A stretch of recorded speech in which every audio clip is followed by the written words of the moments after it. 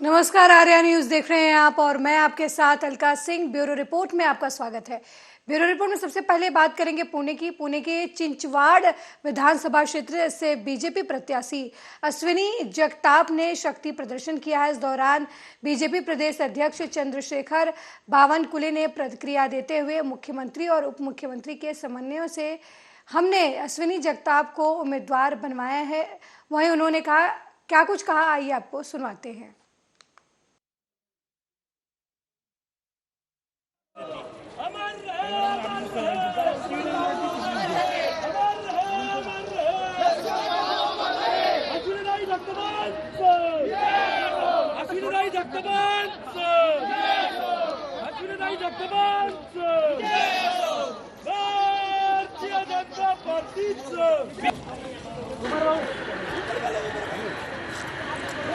आज अर्ज हा भरलेला आहे। खरं तर दुःखद प्रसंगी हा अर्ज भरायची वेळ आलेली आहे। 1 महिना झालेला आहे साहेबांना। तर पण साहेबांच्या जे प्रेमापोटी लोक सगळी आलेली आहेत, साहेबांना मानणारी लोक सगळी आलेली आहेत। अगदी आम्ही चालत फिरत होतो। 6 किलोमीटरची ही जी रॅली होती, त्या रॅलीमध्ये न सांगता लोक सगळी जण सकाळी 9 वाजल्यापासून आमच्या बरोबर आहेत। सकाळी 8 वाजतापासून लोक घराच्या बाहेर पडलेली आहेत। अजूनही लोक अजून बाहेरच आहेत। एवढ्या रणरणत्या उन्हातही सगळेजण कुणीही काहीही न बोलता, काहीही पाण्याची सोय नाही, काही नाही, एवढं नसतानाही सगळेजण बाहेर पडलेले आहेत। अगदी स्वखुशीने सगळेजण येत होते, थांबत होते आणि घोषणा वगैरे देऊन ही मोठी रॅली अशी निघालेली आहे। यातच तुम्हाला त्याच्यामध्ये त्याचं विजयाचं गुपित हे कळत आहे। भारतीय जनता पार्टी, बाळासाहेबांची शिवसेना, माननीय रामदास आठवलेजी आणि एनडीएच्या सर्व घटक पक्षांनी माननीय चंद्रकांत दादाच्या नेतृत्वामध्ये माननीय तानाजी सावंत, माननीय आमदार खासदार बारणेजी, आम्ही सर्वांनी देवेंद्रजी एकनाथजीच्या समन्वयाने जो उमेदवार या ठिकाणी आपल्या अश्विनीताई जगताप यांना दिली आहे आणि केंद्रीय पार्लमेंटरी बोर्डाने मान्यता दिली। आज आम्ही उमेदवारी अर्ज भरला आणि मला अत्यंत या ठिकाणी आनंदाने सांगायचं आहे की संपूर्ण चिंचवडची जनता घराबाहेर होती। एकही घर असं नसेल चिंचवडमध्ये की ज्यांनी या रॅलीमध्ये सहभाग घेतला नाही। मी माझ्या आयुष्यामध्ये इतकी। और इस खबर पर ज्यादा जानकारी के लिए कार्यकारी संपादक श्रीश उपाध्याय हमारे साथ फोन लाइन पर जुड़ चुके हैं। श्रीश, बीजेपी प्रत्याशी ने उपचुनाव में प्रदर्शन किया है, एक तरीके से शक्ति प्रदर्शन किया है। जी, जब एक्चुअली यहाँ पे पिंपरी चिंचवड़ से जो पहले विधायक थे लक्ष्मण जगताप जी, उनका 3 जनवरी को निधन हो गया था और 31 जनवरी को यहाँ उपचुनाव की घोषणा की गई है। इसके साथ ही एक और बाइपोल इलेक्शन एक जगह हो रहा है, कस्बा पेट है, वहां पे भी जो पूर्व विधायक थी भारतीय जनता पार्टी की मुक्ता तिलक, उनका दिसंबर के अंतिम सप्ताह में निधन हो गया था और दोनों विधायकों की कैंसर से लड़ते हुए ये मृत्यु हुई है। तो इन दोनों की मृत्यु के बाद ये सीट खाली हुई थी दोनों, और दोनों पर चुनाव घोषित किया गया, जिसमें से पिंपरी चिंचवड़ से लक्ष्मण जगताप की पत्नी जो है अश्विनी जगताप, उनको उम्मीदवार बनाया गया था। और कल 7 तारीख थी इनका नॉमिनेशन भरने का, और इन्होंने बहुत बड़ी संख्या में लोगों को साथ लेकर के अपना नॉमिनेशन भरा। जी श्री से क्या लगता है आपको, उपचुनाव में बीजेपी को कितनी टक्कर मिलती नजर आ रही है? उपचुनाव में तो एक्चुअली अगर पिंपरी चिंचवड़ की बात करें तो पिंपरी चिंचवड़ से लक्ष्मण जगताप जी पिछली 2 बार से लगातार विधानसभा जीतते चले आ रहे थे। इसके पहले भी वो 3 बार वहां से महापौर रह चुके हैं पिंपरी चिंचवड़ के, और उनका अच्छा खासा राजनीतिक कैरियर रहा है। 1986 में जब उन्होंने कांग्रेस से शुरुआत की थी तो तब भी उन्होंने बहुत अच्छे तरीके से राजनीति में एंट्री ली थी, और 99 में एनसीपी बनने के बाद एनसीपी का जब फॉर्मेशन हुआ कांग्रेस से हट करके, तब वो शरद पवार जी की एनसीपी के साथ में ज्वाइन हो गए थे, और 2014 में उन्होंने बीजेपी ज्वाइन कर ली थी, और बीजेपी ज्वाइन करने के बाद से वो लगातार विधायक बने रहे। जी है ना। तो उनका जो पॉलिटिकल वर्चस्व है वहां पर वो जी बकायदा बना हुआ है, और उनकी पत्नी को देने से लोगों की सहानुभूति भी उनकी तरफ जाएगी और पिंपरी चिंचवड़ की सीट बीजेपी के लिए आसान हो जाएगी। जी। श्रीस, जी। इस चुनाव को लेकर एनडीए के घटक दलों की क्या क्या रुख उनका नजर आ रहा है? पिंपरी चिंचवड़ की बात करें तो पिंपरी चिंचवड़ में जो लक्ष्मण जगताप जी है, उनकी उनकी जो राष्ट्रवादी कांग्रेस पार्टी के अजीत पवार जी हैं, उनसे काफी नजदीकी बताई जा रही थी। लेकिन इस नजदीकी के बावजूद इस जगह पर एनसीपी की तरफ से नाना काटे नाम के एक उम्मीदवार को उतारा गया है, और चुनाव को जीतने की जिम्मेदारी राष्ट्रवादी कांग्रेस पर ही डाली है विरोधी पक्ष ने। जी तो अब देखना पड़ेगा कि यहाँ पर राष्ट्रवादी कांग्रेस अपना ये जो बाइपोल चुनाव है इसको किस तरह से प्रभावित करती है। जी। जी। श्रीस, क्या लगता है आपको, क्या शिवसेना के उद्धव ठाकरे का जो गुट है उसे इस चुनाव में नहीं उतरना चाहिए था? क्योंकि इस समय सबसे बड़ा राजनीतिक संकट जो है वो उद्धव गुट के शिवसेना पर नजर आ रहा है। अभी कुछ दिन पहले ही अंधेरी विधानसभा क्षेत्र में भी रमेश लटके जी की मृत्यु हो गई थी, जो शिवसेना के विधायक थे। जी तो उनकी पत्नी को जब उम्मीदवारी दी जा रही थी और सामने बीजेपी के मुरजी पटेल को उम्मीदवारी दी गई थी, उस समय भी विरोधी पक्ष जो है वो उन्होंने काफी बखेड़ा क्रिएट किया था कि अगर कोई स्टैंडिंग मरा है तो एक प्रथा है कि अगर कोई स्टैंडिंग मर जाए तो उसके घर का कोई खड़ा हो रहा हो तो उसके विपक्ष में किसी को नहीं खड़ा होने देना चाहिए। इन सब चीजों को ध्यान में रखते हुए भारतीय जनता पार्टी ने तो वहां से अपने उम्मीदवार का नामांकन वापस ले लिया था, और रमेश लटके की पत्नी जो थी वो निर्विरोधी लगभग चुनी गई थी, क्योंकि उनके सामने भारतीय जनता पार्टी का कैंडिडेट था ही नहीं। जी तो अपक्ष जो लड़े बाकी वो आराम से चुनाव जीत गई। जी तो अगर विरोधी पक्ष जो है वो भारतीय जनता पार्टी को अंधेरी विधानसभा क्षेत्र उपचुनाव में यह जानकारी दे रहा था और यह सीख दे रहा था कि भाई जब स्टैंडिंग भी एमएलए मर जाए या स्टैंडिंग एमएलए का देहांत हो जाए तो उनके घर का अगर कोई खड़ा हो तो उसके सामने कैंडिडेट नहीं खड़ा करना चाहिए।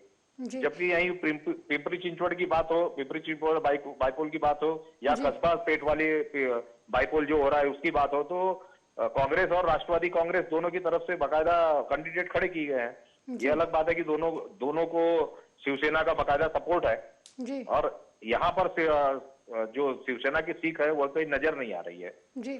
फिलहाल जो भी चुनाव होने वाले हैं, चुनाव का भी वापस नामिनेशन वापस लेने का अंतिम तारीख है 10 फरवरी। तो अभी भी समय है। देखना यह है कि क्या कांग्रेस, राष्ट्रवादी कांग्रेस और शिवसेना का जो कैंडिडेट है वो अपना नॉमिनेशन वापस लेकर के एक नई सीख देते हैं, या पुरानी परंपराओं को तोड़ते हुए अपना कैंडिडेट खड़ा रखते हैं और चुनाव को लड़ते हैं। जी। श्रीस, महाविकास अघाड़ी में फूट तो नहीं पड़ रही है इस उपचुनाव को लेकर?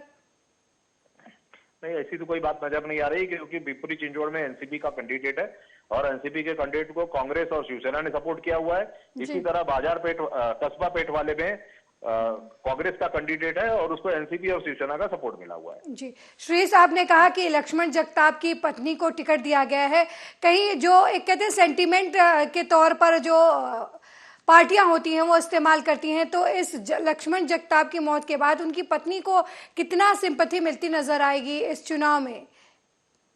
बीजेपी इसी डरे पर नहीं चल रही है कि परिवार के किसी आदमी को अगर टिकट दिया जाए तो सहानुभूति मिलेगी। बीजेपी तो चुनाव लड़ रही है, इसलिए भी ये बात बोली जा सकती है, क्योंकि पिंपरी चिंचवड़ में जब लक्ष्मण जगताप की मृत्यु होती है तो उनकी पत्नी को टिकट मिल जा रहा है। लेकिन वहीं जस्ट पास में ही कस्बा पेट में जो मुक्ता तिलक जी अभी दिसंबर के लास्ट वीक में जब उनकी मृत्यु भी कैंसर से हुई है, तो उनकी मृत्यु के बाद उनके परिवार के किसी भी व्यक्ति को कैंडिडेट नहीं बनाया गया है, बल्कि स्थानीय एक शैलेश नाम के कॉर्पोरेटर को बाइपोल इलेक्शन के लिए खड़ा किया गया है।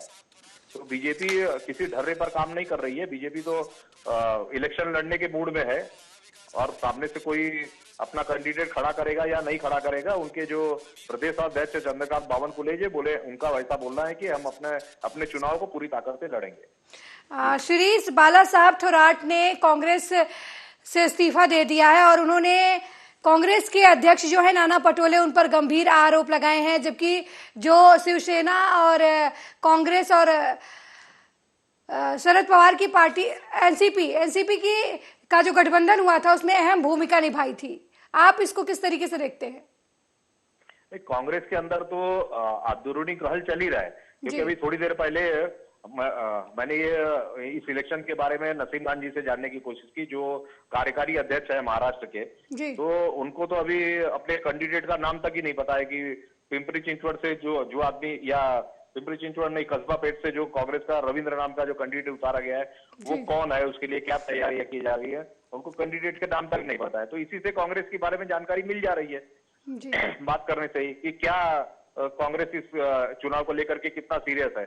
और जहां तक बात करें, अभी 10 तारीख तो नजदीकी है, 2 दिन बाद 10 तारीख है। तो देखना यह है कि हो सकता है कि ये लोग अपना दिखाने के लिए नॉमिनेशन फाइल तो कर दिए हैं, लेकिन हो सकता है वापस ही ले लें। जी, इस उपचुनाव का बीएमसी चुनाव पर कितना प्रभाव देखने को मिलेगा? इसके जो परिणाम आएंगे वो किस हद तक बीएमसी चुनाव को प्रभावित करते हुए नजर आएंगे शिरीष?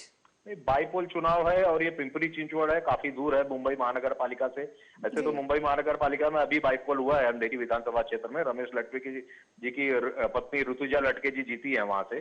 उनके सामने बीजेपी ने कोई कैंडिडेट नहीं है, लेकिन वो बाईपोल इलेक्शंस का महानगर पालिका के चुनाव पर कोई असर होता नजर नहीं आ रहा है। जी, शिरीष, आपको नहीं लगता कि शिवसेना को खुद इन उपचुनाव में अपने कैंडिडेट उतारने चाहिए थे?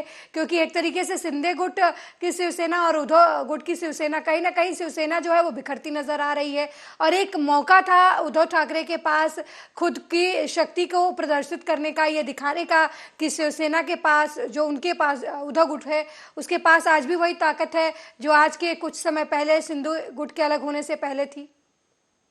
यहाँ उद्धव ठाकरे के अपने ताकत दिखाने का कोई मतलब नहीं निकलता है।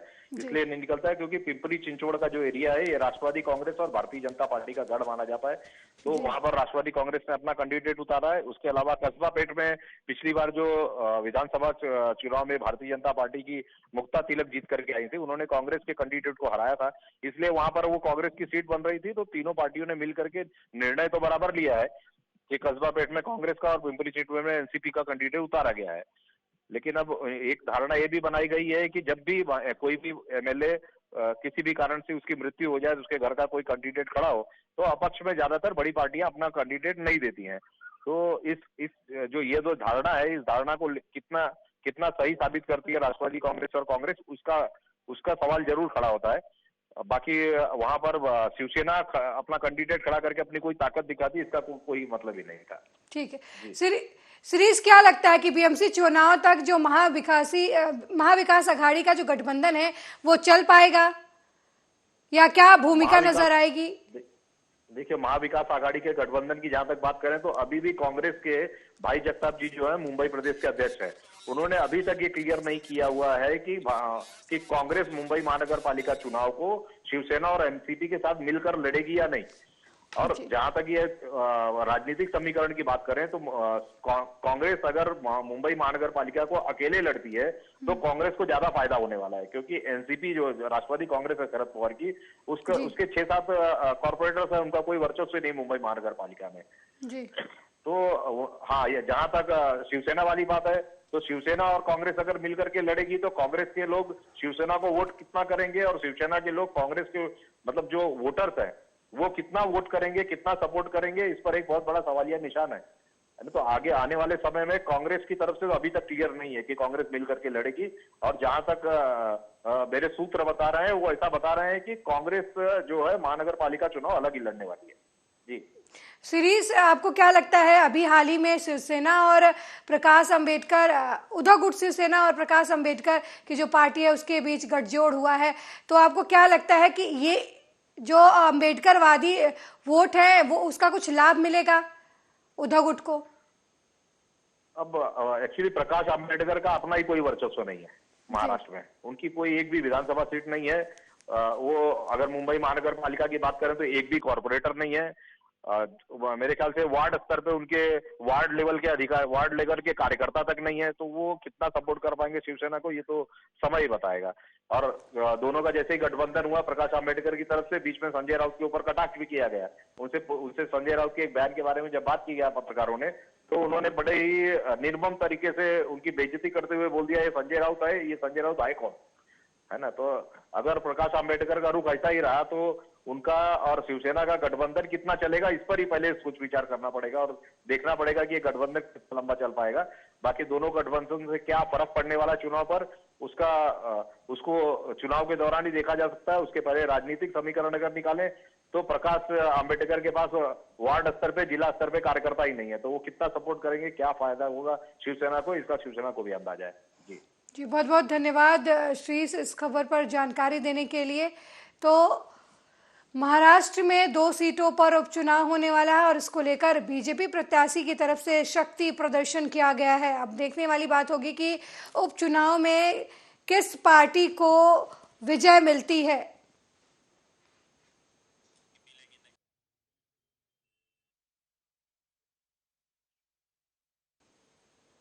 वहीं मैनपुरी में आगरा लखनऊ एक्सप्रेसवे पर भयानक सड़क हादसा हो गया है। हादसे में सवार एडीजे पूनम त्यागी की मौत हो गई है, वहीं जज का ड्राइवर गंभीर रूप से घायल हो गया है। हादसा उस वक्त हुआ जब कार फिरोजाबाद के नगला खंगर से गुजर रही थी, तभी कार ट्रक में जा घुसी। सूचना पर पहुंची पुलिस शव को पोस्टमार्टम के लिए भेज दिया है।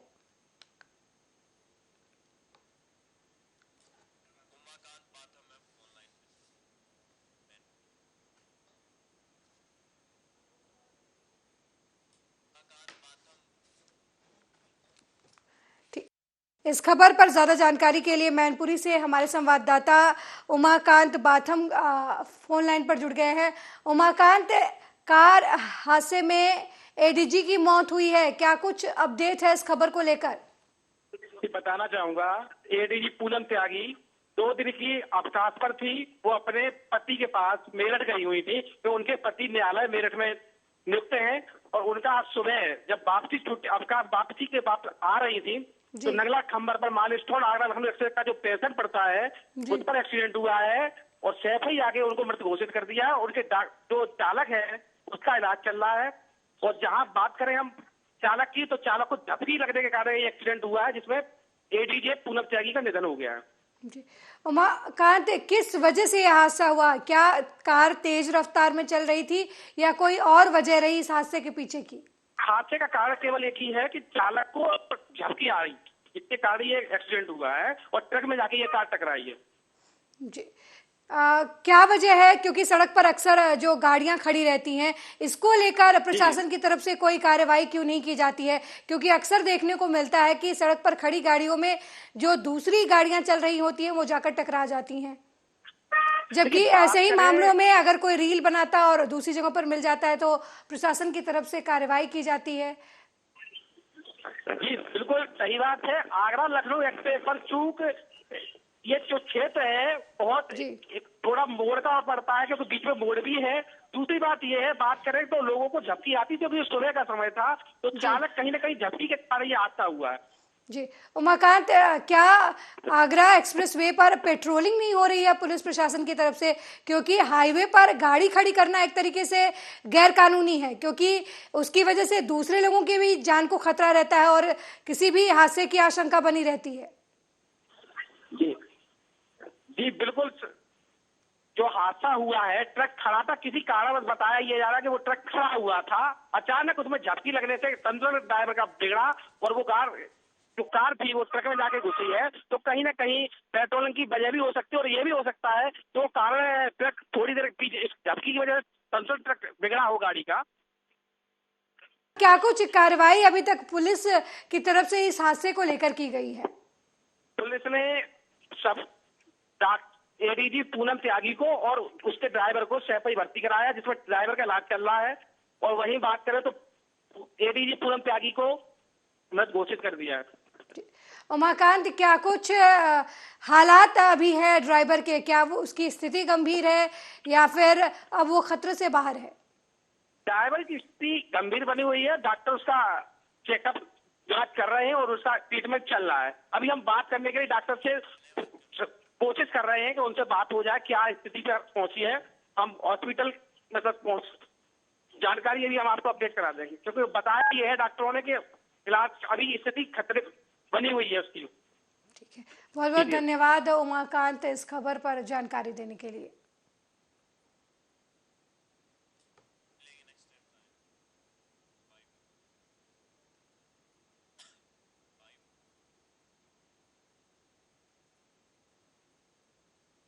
वहीं रायबरेली में पीडब्ल्यूडी कर्मचारी की कलम बंद हड़ताल जारी है। पिछले 3 दिनों से कर्मचारी लगातार कलम बंद प्रदर्शन कर रहे हैं। प्रदर्शनकारियों की मांग है कि जब तक प्रशासन उनकी पदोन्नति और स्थायीकरण समेत 18 सूत्रीय मांगों पर विचार नहीं करता, तब तक आंदोलन जारी रहेगा। प्रदर्शनकारियों ने आरोप लगाया है कि पिछले 1 साल से उच्च अधिकारी उनकी मांगों को लेकर टाल मटोल करते रहे हैं। अभी तक कोई ठोस कार्रवाई नहीं हो पाई है।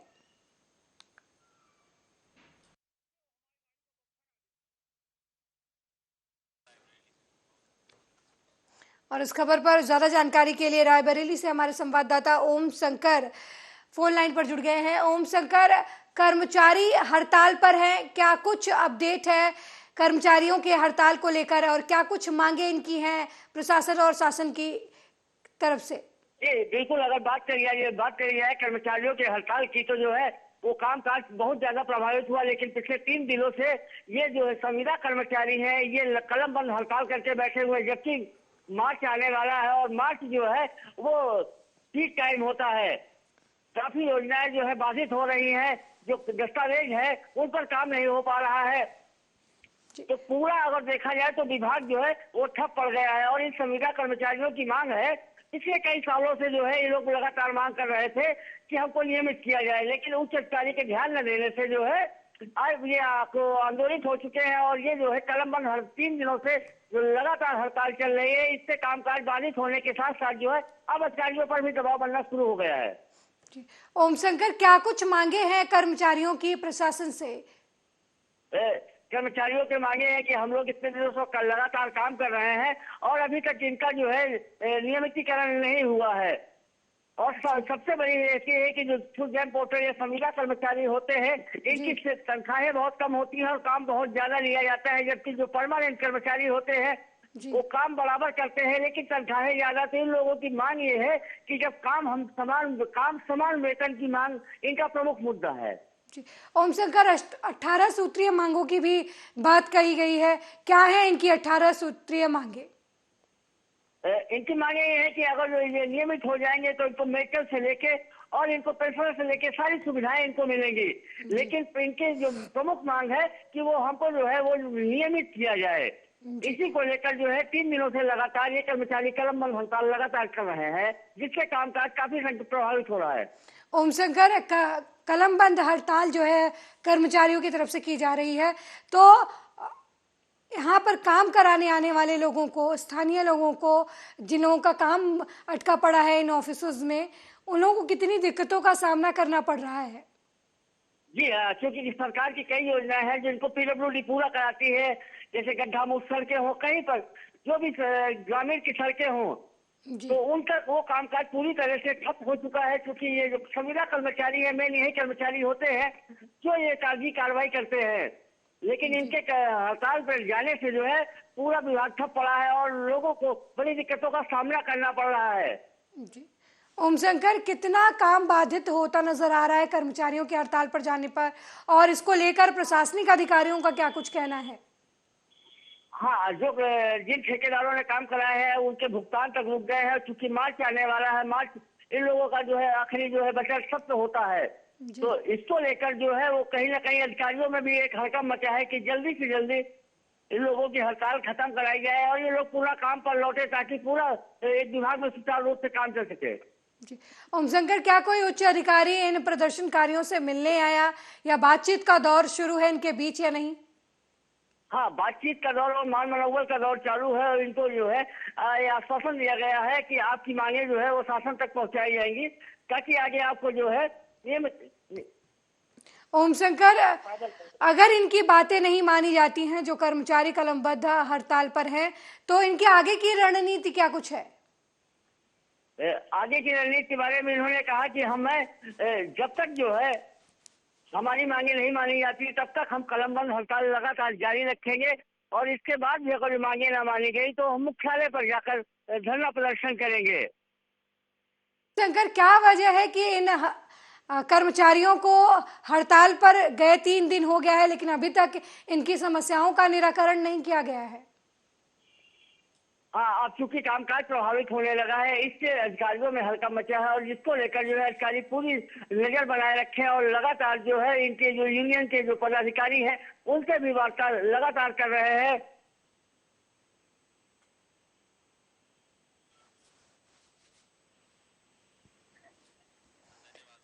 बहुत बहुत धन्यवाद ओम शंकर इस खबर पर जानकारी देने के लिए।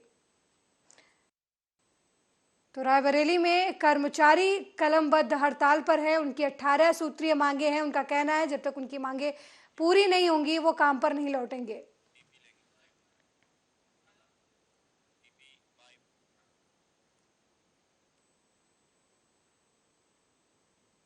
वहीं शाहजहांपुर में पुलिस को बड़ी सफलता हाथ लगी है। पुलिस ने 15,000 के इनामी बदमाश को गिरफ्तार किया है। आरोपी के कब्जे से अवैध असलाह समेत नकदी भी बरामद हुआ है। पकड़ा गया आरोपी बदनाम शमशाद उर्फ भन्नू गैंगस्टर के मामले में फरार चल रहा था। पुलिस ने गिरफ्तार आरोपी को जेल भेजकर आगे की कार्रवाई शुरू कर दी है। मामले में पुलिस का कहना है कि आरोपी का कई महीनों से पुलिस तलाश कर रही थी और अब जाकर पुलिस को उसे गिरफ्तार करने में सफलता हासिल हुई है।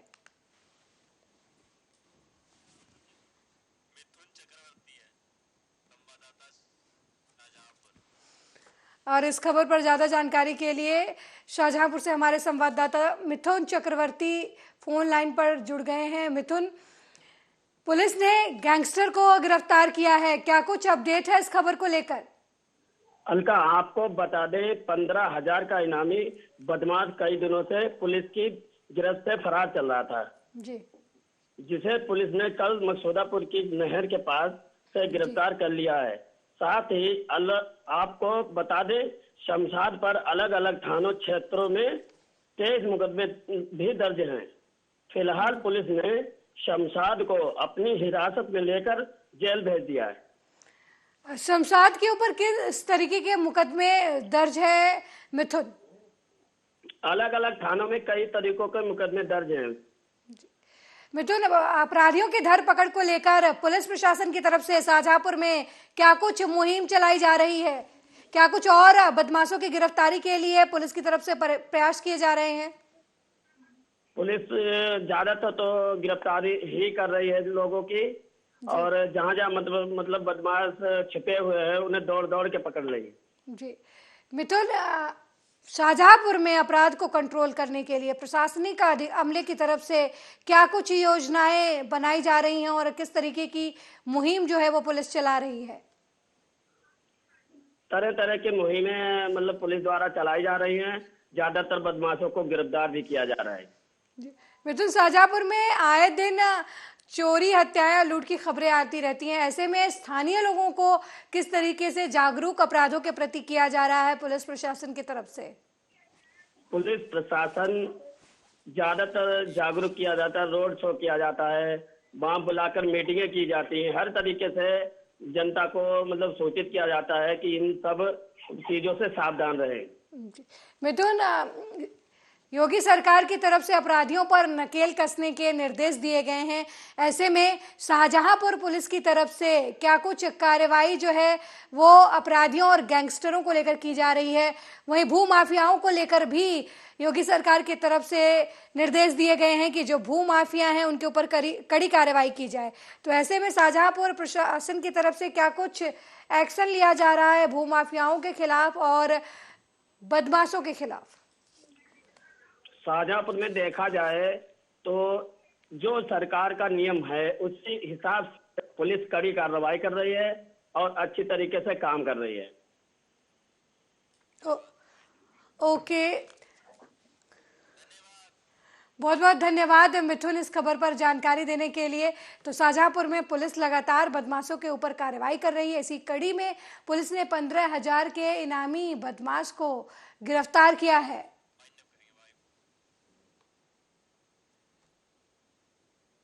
मेरे साथ ब्यूरो रिपोर्ट में फिलहाल इतना ही। देश दुनिया की तमाम खबरों को देखने के लिए देखते रहिए आर्या न्यूज। नमस्कार।